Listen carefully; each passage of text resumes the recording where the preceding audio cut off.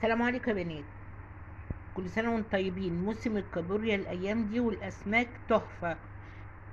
جبنا النهاردة كابوريا هنشويها بطريقة سهلة وبسيطة. تعالوا بقى معايا نشوف عملناها ازاي.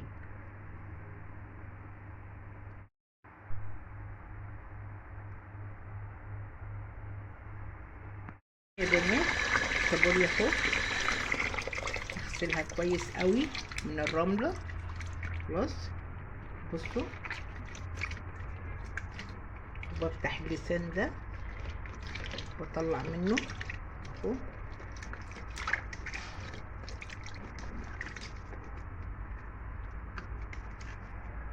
بصوا ده كله بيطلع. خلاص بصوا اهو.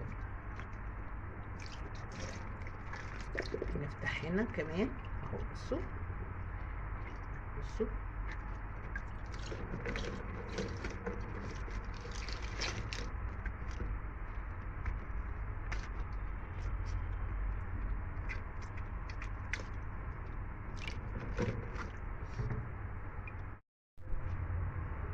بعد ما اغسلها كويس قوي هرصها. احنا دلوقتي هنعمل كابوريا مشوية. بعد ما غسلت الكابوريا وصفيتها رحت رصيتها اهو في الصاج، وبعدين معايا ملح وكمون وشطة. وابتدي بقى ارش كده عليها.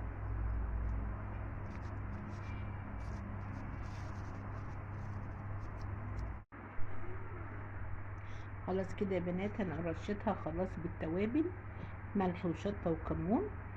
يلا بقى ندخل على الفرن على طول على درجة حرارة 200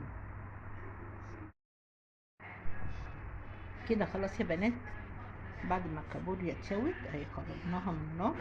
بصوا تحفة. يلا بقى نقدم طبقنا. عملنا كمان طبق بالخلطة، البصل والجزر والكرفس والفلفل اهو.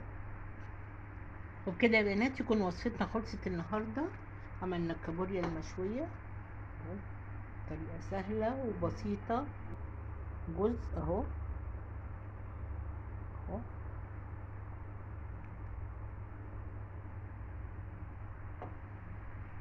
طعم بقى، ريحة تحفة.